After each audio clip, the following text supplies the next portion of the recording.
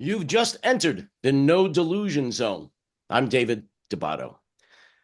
A little housekeeping before we get started. I am just getting over a very bad cold, so my voice will probably sound even stranger than normal. So please bear with me.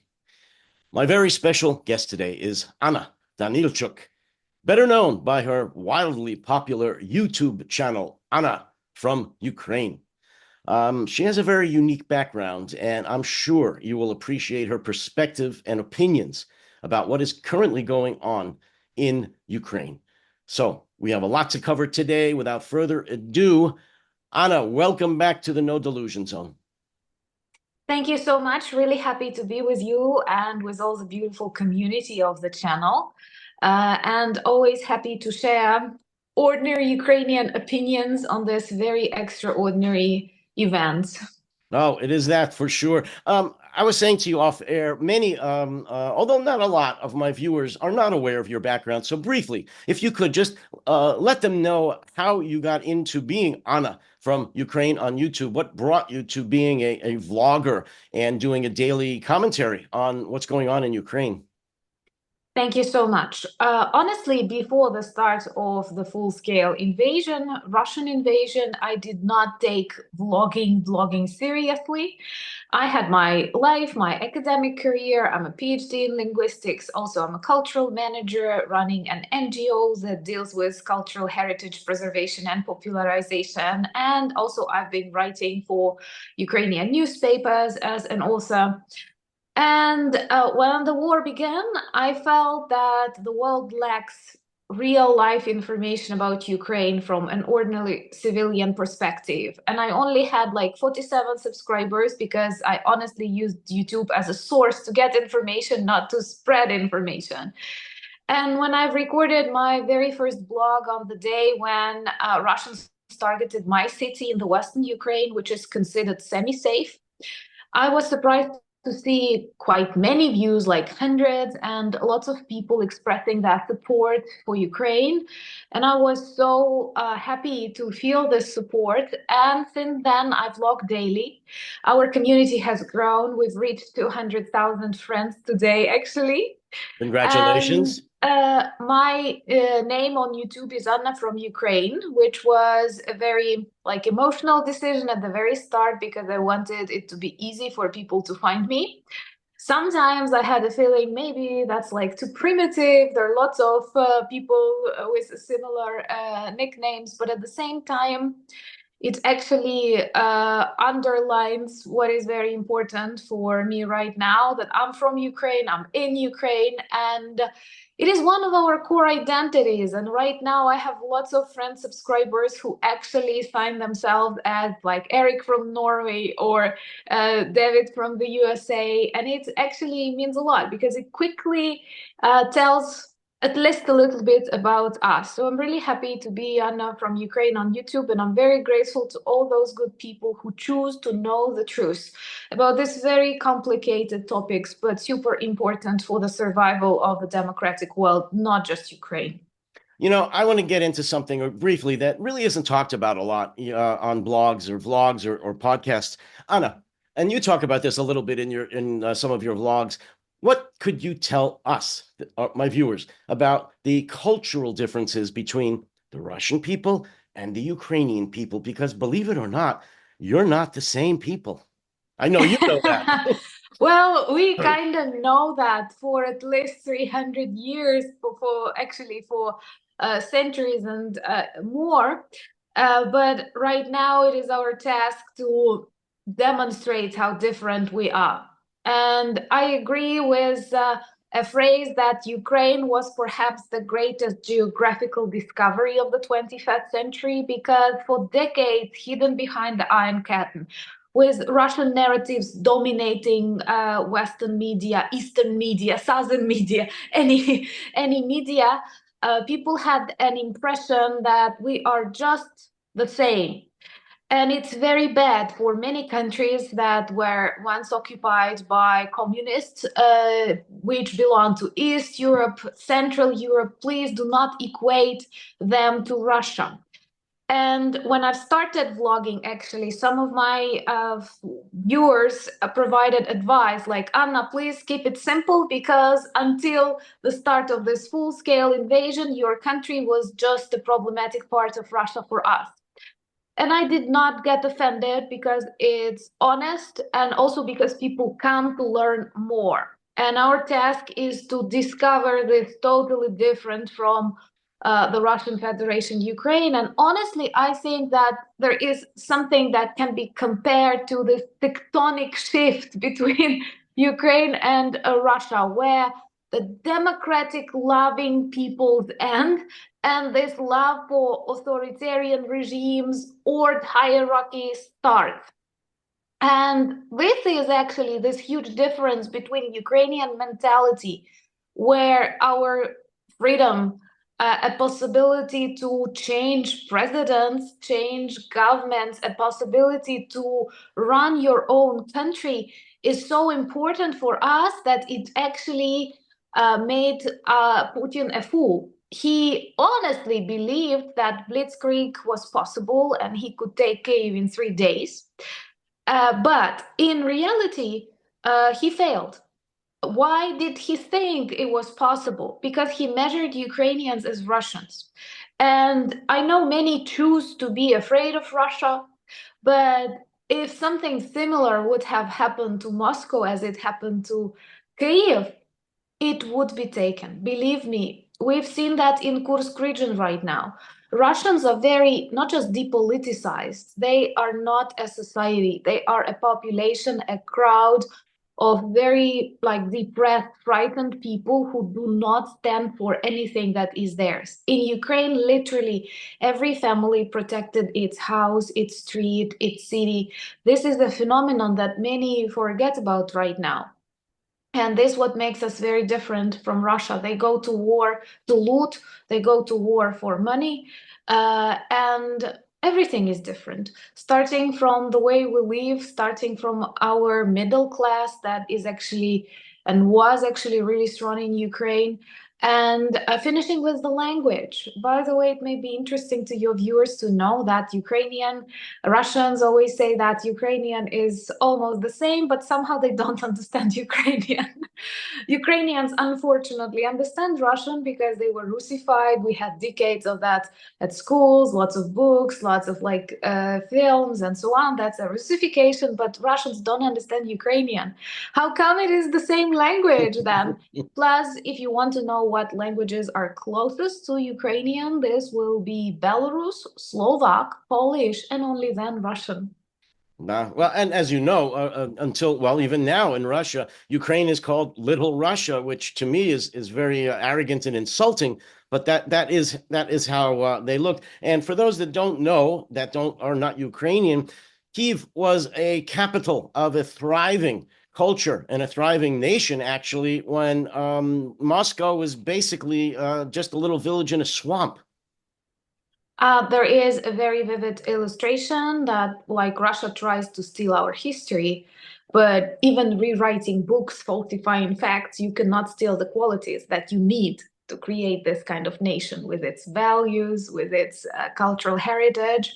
So Ukraine is an heir of the Kyiv Rus, and Rus is not Russia, just as Rome is not Romania.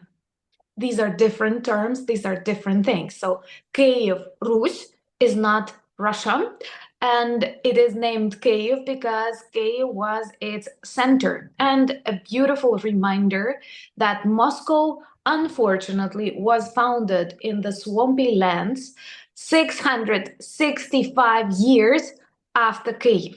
So for 665 years, symbolically almost 666 years, we lived on this planet without Moscow, with Kyiv being one of the biggest cities of the medieval Europe. Yes, and I just wanted to get that fact out. So Russia is not an elder brother.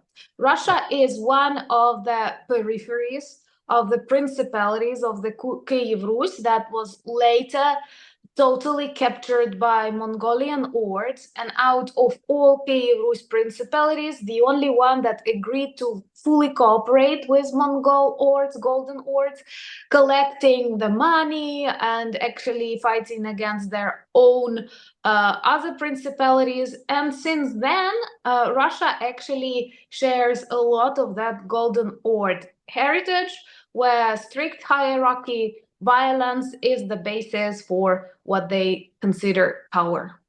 Well, and it's coming around again, the circle, because now they're going to be under the new Golden Horde under Xi. So, they better get used to being Asian again.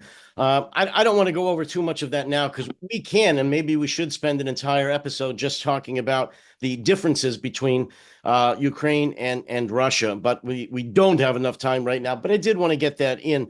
Right now, the biggest story probably in the world right now for anyone that's paying attention are the North Koreans, which are training in Russia, and some of which are already in Ukraine, but the rest of them will be shortly in Ukraine. I know you've done some vlogs on that already and some podcasts. Could you talk a little bit about what's going on with the North Koreans training and eventually going to be fighting for Russia in Ukraine? And what's the buzz? What are people saying about that in Ukraine? Well, honestly, we are tired of the concerns expressed by people who actually should react, because definitely that is an escalation on the Russian side.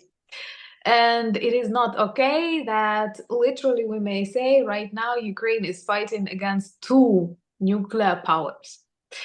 And of course, it's a dangerous precedent. 12,000 soldiers coming from the most isolated country to the heart of Europe to kill Ukrainian, European citizens. I agree with Jake Bro, who is a wonderful voice for Ukraine on YouTube, who says that all these 12,000 men are dead men. Taking into account how many people Russia loses per week, they won't have enough of these North Korean soldiers like a week or two. Plus, we have to take into account this is a totally different part of the world, climate, weapons, anything for them. So they are a classical cannon fodder. Moreover, perhaps they won't be allowed to return even if surviving, because they can share, I've seen internet, I've seen South Korean videos. So they are dead men. And perhaps Kim Jong-un sold them just as slaves to Putin to help him guard the borders of the Kursk region or perform other bloody, deadly missions. If in Ukraine, people are not afraid of these North Korean soldiers coming, we realize they are tired, malnutrition, inexperienced. They are actually half the size of an ordinary Russian soldier. I'm sorry. Well, it will be a difficult task for them to survive here. But we are worried because of this totally weak reaction of NATO countries. The world is paralyzed, waiting for the results of the elections in different countries of the world, not just the United States. But what makes me personally angry as a Ukrainian, no matter who wins the elections, Putin is a war criminal. This night, he targeted Kyiv, killing a 14-year girl sleeping in her bed. Lots of people injured in Dnipro and also killed in Dnipro after the attacks of Russian drones and missiles on civilian Ukrainian houses just this night. And no matter who is the president, Putin should be prosecuted. We have an international criminal order to arrest him. So our attitudes should not change based on who is the president of the United States or who is in the Georgian parliament. But unfortunately, the world put it on pause, and these authoritarian regimes that keep testing us, they see, okay, we have sent soldiers, foreign soldiers to fight in Ukraine, no reaction. Or phrases like North Korea will get more sanctions. North Korea is already the most sanctioned country in the world, but it keeps threatening the world. It keeps developing nuclear weapons, and it feels very well in its alliance with Russia. So perhaps something should be changed. And Also, I feel like this is a very vivid signal that Russia is weak. Many still choose not to believe this, but they invite these North Korean soldiers because they actually don't have people. Putin is afraid to mobilize new ones because this time this mobilization wave can reach big cities. Right now, he was using people from depressive, distant Russian Federation republics, and he is afraid to touch Moscow, St. Petersburg, or other big cities. And he does everything to solve this problem with North Korean soldiers from Nepal. They are known to invite people from different parts of the world to fight for Russia. But this with North Korean, it is a precedent because we have this officially, right? Not just like private armies, but state army. But this is a weakness. And I think you are right saying that right now Russia is actually under the invisible attack of another golden horde coming from China, because it's obvious that North Korean soldiers would not be allowed to travel to Russia without the permission from China. So let's look at it as if China is surrounding Russia with its soldiers, because actually, what are foreign soldiers doing in Russia too? And I have hopes that some of the Russian citizens also feel concerned about this, like foreign soldiers coming to Russia. I'm not sure, like people in the US would love, I don't know, people from France coming to guard your border with Canada. Would you feel safe? Well, maybe, but suspicions and some kind of anxiety must be present because it is not something typical. In 2022, in 2023, Russia did not need them. And now in 2024, they need. What if not a sign of weakness and inability to control their borders? It is. Well, I agree with you, and I saw your interview with the recent interview with Jake Bro, and he's correct. This is cannon fodder. They're dead men. This is a political move. It's a quid pro quo, meaning they're each getting something from each other. I totally believe that Russia right now, Putin specifically, is under the thumb of Xi. It's not my opinion; it's a fact.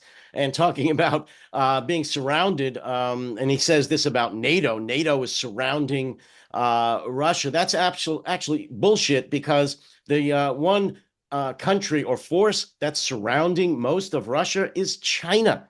China surrounds, I don't know, probably 70% of the Russian border, and then it goes into Kazakhstan. But China surrounds Russia far more than any NATO country does, even with the addition of Finland. So that's nonsense, of course. But no, of course that North Korea wouldn't be there without the tacit or implied or direct approval of China. And it does just show the weakness of Putin. I mean, for God's sake, look, he's taking artillery shells from North Korea, the most smallest, like you said, the most sanctioned, most corrupt, one of the poorest countries on earth. He's taking drones from Iran, another one of the most sanctioned countries on earth. They're suffering over 1,000 casualties a day in Ukraine. The Russian military is. So, yeah, I mean, and he's running out of people.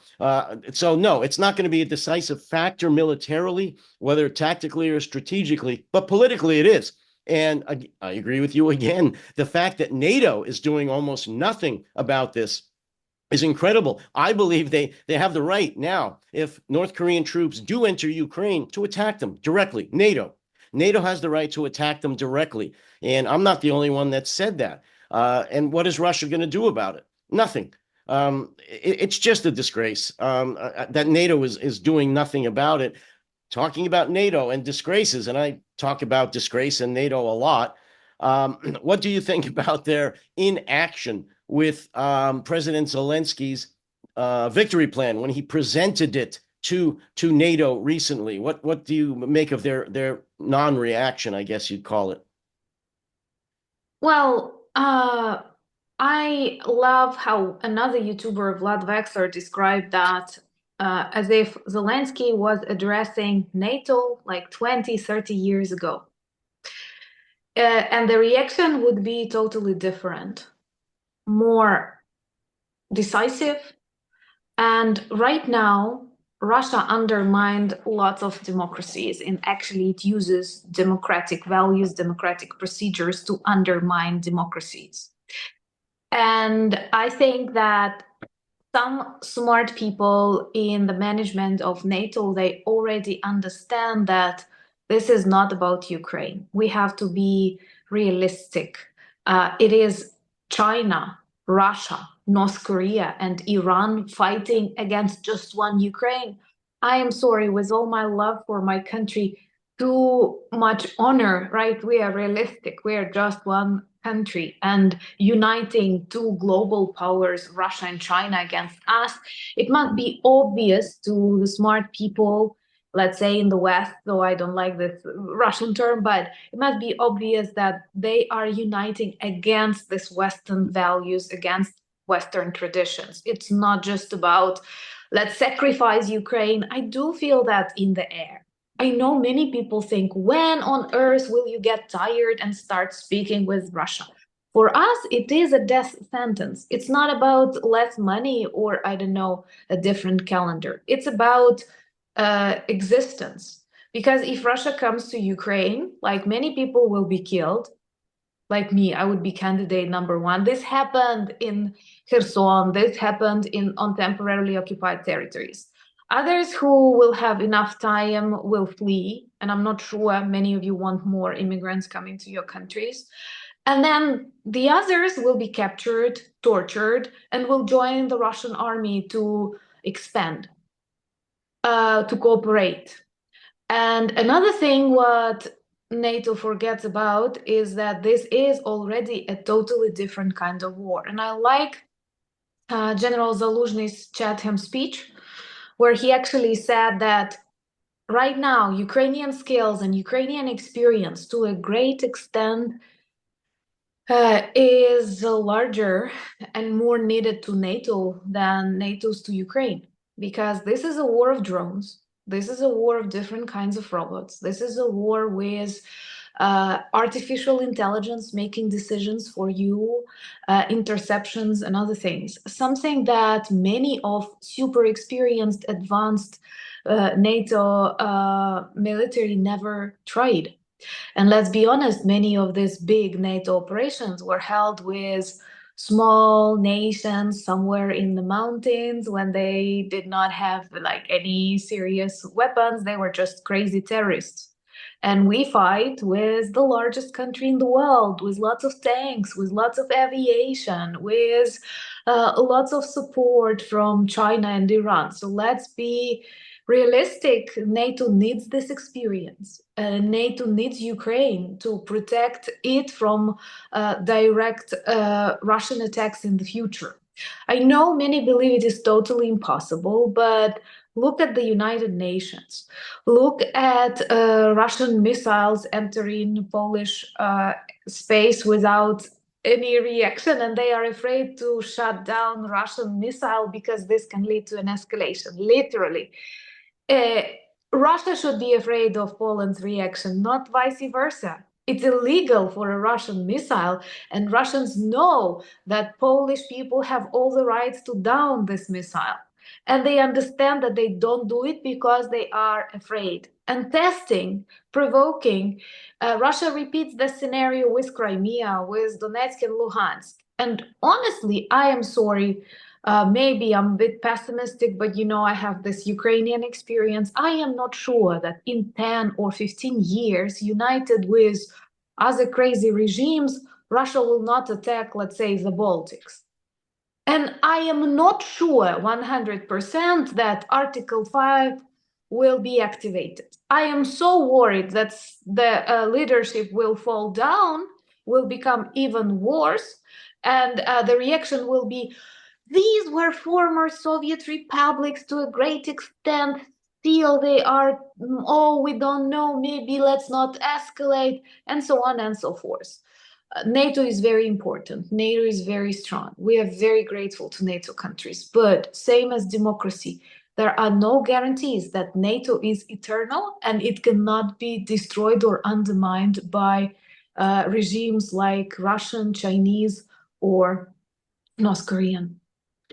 I agree with you. And again, I can't even recount how many times I've raged against NATO for what I call cowardice. I'll just call it what it is. It's cowardice. It's also business relationships with Russia. I'm sorry, but many of the leaders of NATO countries, and certainly the CEOs of their largest countries, still to this day have strong, lucrative business relationships inside of Russia, and they don't want to lose those. The other ones just I call it they have their head where the sun doesn't shine.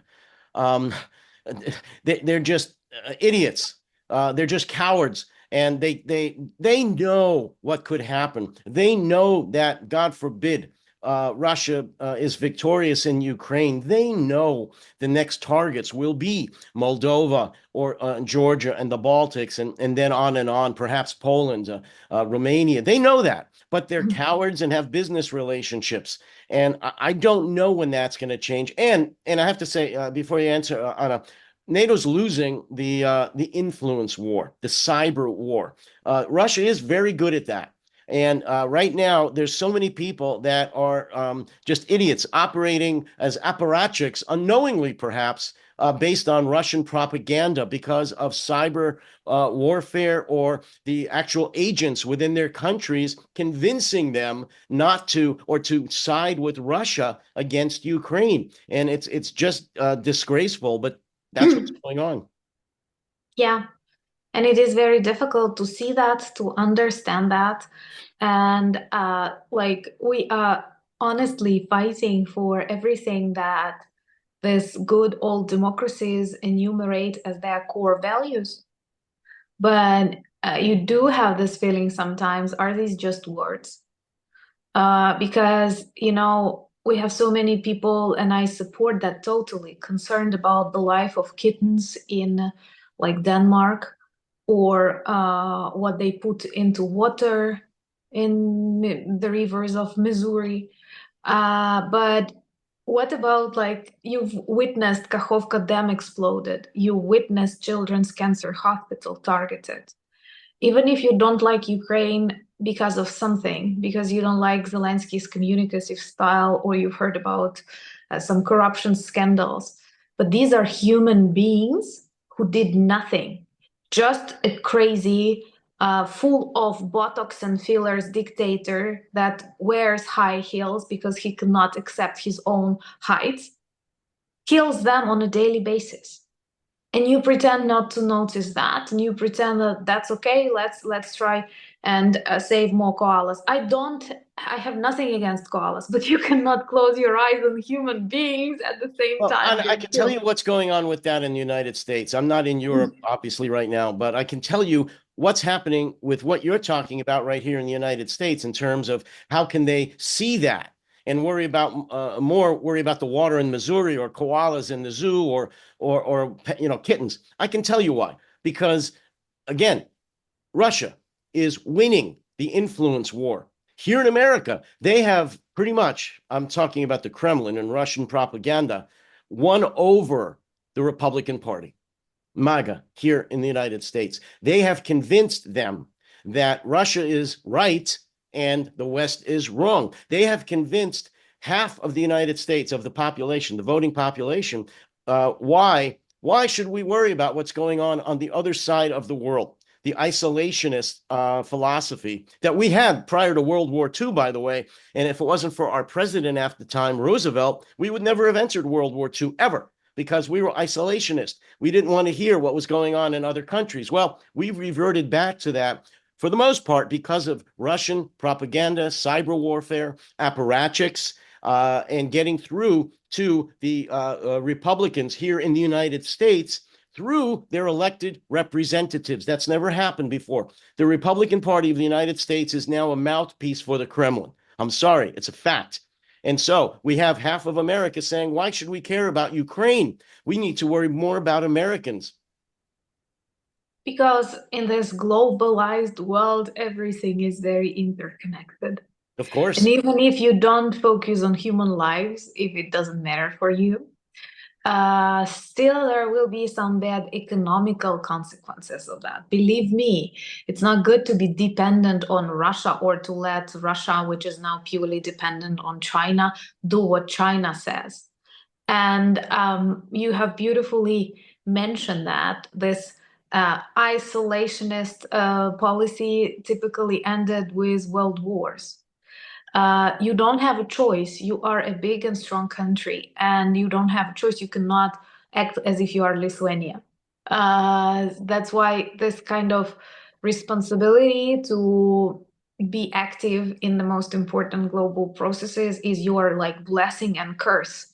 It's unavoidable, unless like the size of this country, the economy, your economy, the size of your economy, it actually makes you partially responsible for the global world order. And it's wrong to think that let us give Russia and China decide. I'm not sure that many people will feel comfortable when they start deciding. And yeah, it surprises us greatly because decades before MAGA, Republicans were actually super anti-Russian. And a typical Ukrainian would expect them to stand stronger for Ukraine than even the Democrats. So it's insane what is happening because I think it goes against the basics of the Republican ideology. Once again, since the Reagan times, we've considered like Republicans closer allies of Ukraine than the Democrats. Well, you know what's happening is that Russia, again, through their propaganda, has played on the racism that's present in America. What do I mean by that? They have convinced half of the country, the Republicans, that Russia is not the enemy. Why? Because they're good Christians like us. They're white Caucasian Christians, and they have the same values as we do.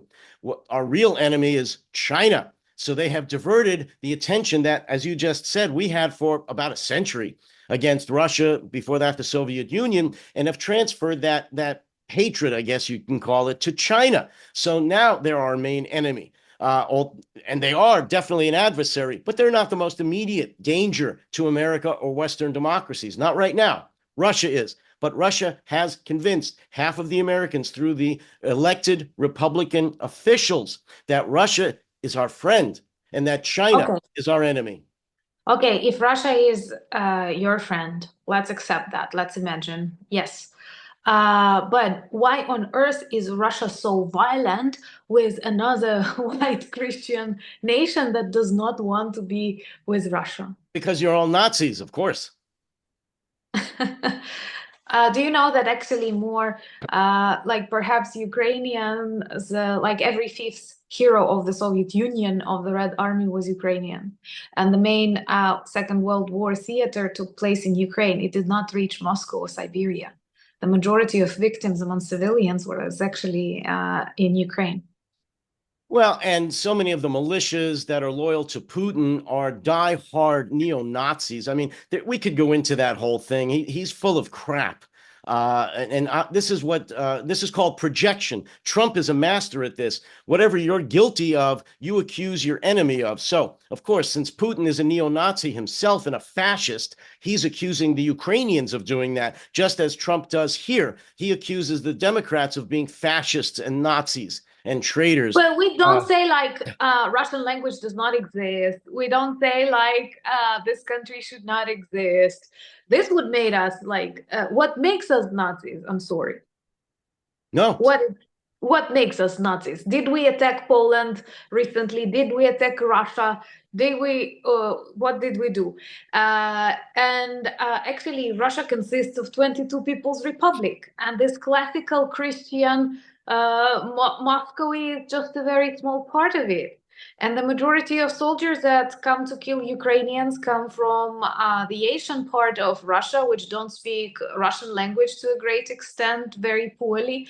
And actually Muslim, like Buryats, who were they practice even something different like shamanism. They were responsible for war crimes in Bucha. You know Buryat? Actually, now they plan to pretend that North Korean soldiers are Buryat because they look alike, their features, appearances. Well, you ask, what did you do? What you did is you didn't knuckle under to Putin. You dared to be Ukrainian and not Russian, and you Yeah, stood well, up for to him. Putin it That's is. all. Yeah, That's but for Putin it is enough. I did not question Putin's opinion. I question American opinion. Like, why Americans have can't been well. why can't we be Ukrainians? Because the vast majority of Americans, including till today, can't find Ukraine on a map. The vast majority of Americans still think that Ukraine is part of Russia and that this is an intercultural, territorial battle that should be settled by negotiation simply and not by warfare. And it really doesn't go much beyond that. I'm very embarrassed to say. Okay. I am. I'm very embarrassed to say this. There's a very small but passionate hardcore, Anna, very passionate hardcore of people like myself, Ben Hodges, many veterans, intelligence professionals who know exactly what's going on in Ukraine and what's going on in Russia and why it's happening. And we are behind Ukraine till the end. But the vast majority of Americans right now are in a cult. Not the vast majority, 50% are in a cult, and we are in what's known as a anti-education, anti-science environment because of the cult of Trump. So they literally do not know anything about Ukraine, and they believe everything that Putin says about Ukraine, some of which we've just talked about. So the 50% of the American people, they just don't give a damn. I'm sorry to say that. I'm sorry to tell you that apart from the Ukrainian issue, with this attitude to science and reality, people like that can actually seriously harm the US too. If we forget about Ukraine, Ukraine is just one issue, but with this kind of magical thinking, with this kind of attitude, they can ruin some things that actually made America great for centuries. Anna, I know that's not the point of our discussion today, but I cannot begin to tell you how worried I am about the future of my country.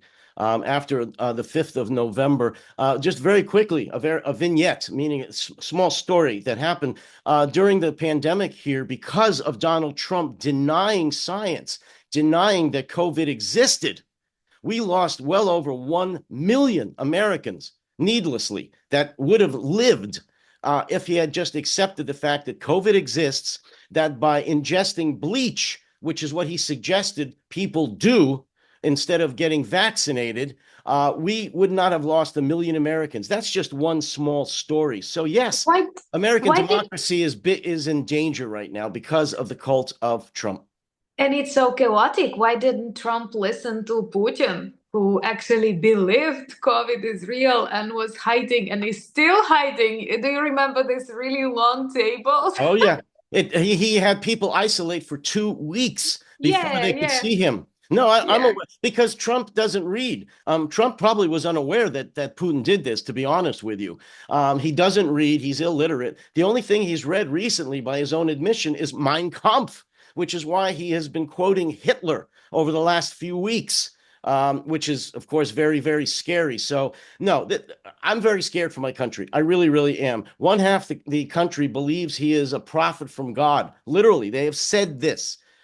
He is a prophet from God and that they are willing to die for him. And 1 million did because they didn't believe COVID existed or they ingested bleach or some other crazy chemicals. It's really nuts, but that's a whole other episode that I can't get into. Talking about craziness or patriotism or a state of mind, and I have to say this, and it's a kind of a negative story, but this is a fact. What do you make of one of the recent stories about the prosecutor general in Ukraine having to resign because of the scandal of selling fake disability certificates? I know that happens in every country, but it's not a very good time for this to be happening in Ukraine. Sure. It's not a good time to be happening in Ukraine, but this is another illustration that everything is open and visible in our country. Unfortunately, Russia will definitely use it as a propaganda against us. But as one of my friends from the US beautifully subscribed, when you come to Ukraine, you can read openly about all of these cases. You can see people fired, you can see people imprisoned, you can see things happening to correct this situation. War is always tragic. Millions volunteered to the front lines. Millions did not get the support they actually need. During this six months of delay, when Ukrainians ran out of artillery shells and everything, believe me, it works well as the demotivation. Something similar might have happened in any country of the world. Right now, we have shaped 14 new brigades. People conscript, people join the army. Many of them still lack ammunition and are just waiting for it when they are desperately needed on the front line, as Russia uses this this period of the US elections and so on to get the most they can when others are indecisive, waiting for what will happen. So, of course, in every country in the world, there would be people looking for a way to avoid conscription. This happened in the First World War, in the Second World War. This percentage is not high because, once again, I've told you, we have created 14 new brigades. This is huge. In comparison to many of the EU countries where they provide the surveys and they see that their population is not ready to defend the country at all, and they plan to leave further. For example, they see that in Poland. Actually, lots of people in Poland now buy property in Spain to be on the safe side, to have an option. And among the young men, the questionnaire was just like, if you are asked to renew your military information and so on, they said, I will be out of the country in 3 days. So what we observe here in Ukraine is a phenomenon because we have millions of people who fight for 3 years already. People who were not professional military, what many forget, they were teachers, they were doctors, they were IT specialists, they were TV presenters, I don't know, baristas, and they are giving time to NATO countries to prepare well. Of course, in such stress with one of the greatest things that demoralizes people is the terms. You don't know when will it end. And actually, people who mobilized in 2022 do not know when will it end for them. And many don't want to join the army because they don't know, will it be 5 years, 10 years, a month, and so on. So some are looking for the solutions, and these solutions are fake sick leaves and so on. But once again, this is a very small percentage, and you see that the country is fighting against that. And the fact that you see it is actually a sign of Ukraine being transparent and to a great extent healthy, because these things can happen everywhere and we are showing them, we're talking about them, we're trying to solve them. And you will never find something similar in the Russian newspapers. You will not discuss Russian prosecutor resigned because of something. No, never. Well, no. Just have a look. No, Everybody knew that Prigozhin, after his dissatisfaction with Putin, will be a dead man. And he was killed like months after his march to the Kremlin. What is the reaction of the world? But that's a very vivid political assassination. I'm not saying he was good, he was also a criminal, but you knew he would be killed, he was killed, and what? And let's negotiate and shake hands with Putin, Secretary General of the United Nations Gutierrez. That's insane. So in this context, Ukraine is just a super country. Yeah, and I in no way meant to disparage Ukraine. I had to bring it up because it is a big story. But I want to emphasize your point. The fact that we can talk about it means that it's transparent. It means that Zelensky, that the administration in Ukraine has acknowledged this and taken action. And he's done this many, many times over the last, since he's been in office. He's replaced whoever needs to be replaced. He's announced it, which is what you do in democracy. So yes, I would be proud if I was you as well. Look, Ukraine is an example, is a beacon, in my opinion, to the democratic world about what you're doing. The innovations with drones, with ammunition, with AI that's been going on over the last 2.5, almost 3 years, because of the lack of weapons and ammunition being supplied by NATO is just staggering. I'm sorry? And decisiveness to let Ukraine strike back, you know. Well, decisiveness and bravery on the Ukrainian side, cowardice and inaction on the Western side. Yes. Yes. I mean, I believe today still, and I just talked to Ben Hodges about this recently. If today the West supplied everything that Ukraine said that they need, this war would be over in a year. And Zelensky said that as well. And I truly believe that. If we had everything we need. Yes. And I think everything we deserved based on how actively our allies actually de-armed Ukraine in the 90s. If we had everything that we deserve, not just like we beg, it's not alone, I believe. Like Ukraine was a nuclear power. We have demonstrated a very good example, giving it all up for the guarantees. And no matter how you name them, it was agreed between the leaders of the United States, of the UK, and I have to trust, I want to trust such people. These are not like average people, ordinary strangers. And if Ukraine had everything we asked for, I think this war could end in 2022, saving millions of the best Ukrainians who died because of this on the front lines. Because on Ukrainian front lines, we have the best of the people in comparison to Russian who come to loot, rape, and kill. And with all these conscription scandals and Russian propaganda, we forget that right now, hundreds of thousands of Ukrainians are on the front lines, serving the country, not knowing what will be tomorrow, not having enough supplies, not understanding why aren't they allowed to strike the ammunition depots that are used to destroy cities like Kyiv yesterday, civilian house, killing 14-year-old. It's very difficult to understand why and keep motivated and defending ourselves, and they do it. What many forget, all of these people, in the majority of cases, are not military. You know, I sometimes speak with my subscribers, and they may tell me, why don't you have more millions who are willing to join? Well, first of all, because we are a country like of 38 million, we are not 144 million. Not all of them are men who are able to fight. There are lots of women also in the Ukrainian army too.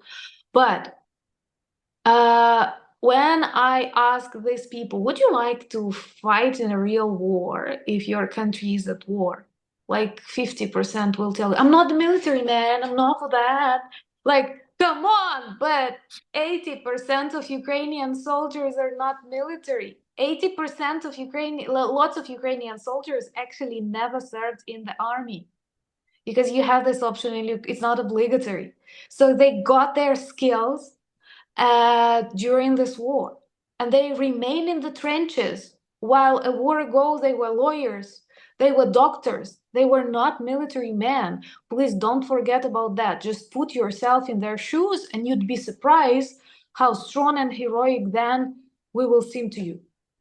Which is why I say Ukraine is a beacon to all Western democracies because of that, because of the bravery, the incredible bravery, not just the innovations, the technological innovations, which are incredible, but the actual bravery. What you just said, the vast majority of Ukrainians were not soldiers before the war. They weren't even in the reserves. They joined after volunteered full scale. Yeah, they're totally volunteers. There was no conscription. No. So, no, to me, it's incredible. Again, since most Americans at least can't find Ukraine on a map, still they're not aware of that, which is why I do programs like this. I do episodes like this with you and people like you to try to ram it home to Americans about what's really going on. And I have to ask you, we don't have a lot of time left. Just again, for my audience, do the people in Ukraine still consider this to be Putin's war, or is this the Russian people's war? It is only Russian people's war. I know many want to escape in the idea it is a Putin's war, But you have to be realistic. First of all, Putin is a product of the Russian population. Like every 20, 30 years, they produce another dictator. And that is why, even after the defeat of Russia, we will need to work seriously with this population to de-zombify them from Russian propaganda, from Nazism that they express towards other nations that want to be free. And in every Russian tank, in every Russian bomber, there are Russian soldiers who flying up to the Ukrainian children's hospitals or targeting a missile on it. They know what they are targeting and they choose to do it. And you know, contrary to the Ukrainian defensive war, Russian war is a war of invasion, and they have a choice to join the Russian army. They have a choice to cross the Ukrainian border. And the moment they do it, they are war criminals. And they choose to do it for the sake of money, because of hatred, or I don't know. And there are hundreds and thousands of Russian soldiers who kill Ukrainians. They do have a choice. They have problems in Russia. They could have turned and go to Kremlin to fight against Putin, but they don't do it. Some want to believe it's impossible to protest in Russia and so on. Even with all Putin's FSB system and so on, such regimes are very vulnerable. Russia is a big country, 144 million people. I cannot believe they can do nothing. They like it. They hide behind Putin's propaganda. In the modern world, it's actually very easy to find the truth, or at least to try to find the truth. But they escape from the reality and they want to dominate the world. They are not competitive in economy, in innovation. I don't think you want to buy a Russian phone or a Russian car, not the Soviet relic for a collection, but I mean the one to drive to work. You won't find Russian computer. So the only thing they may pretend they are still a superpower by violence, by attacking always smaller and weaker countries. With all my respect to Ukraine, we are way smaller. Georgia is way smaller, like Moldova, Transnistria, way smaller. Russia does not attack China. Russia does not attack the United States. It works just like undermining smaller countries and thinks it is a demonstration of strength, when it is just a demonstration of violence. And unfortunately, what goes together with it, and what is even more dangerous, with such actions, Russia undermines the global world order. And it shows that UN is not working. It shows that International Criminal Court is nothing. And this is bad, not just for Ukraine, but for the countries like the United States, France, or Mali. I agree with you. And you briefly mentioned Gutierrez. I spoke about this recently. He's a disgrace. The UN is a disgrace. It's a totally dysfunctional organization. And really, I ignore it. And I think all Western democracies should ignore it. They won't. They'll still pay lip service to the UN and make believe that it's a functioning organization. The only nations that it serves are autocracies, dictatorships, like Russia and China and Iran.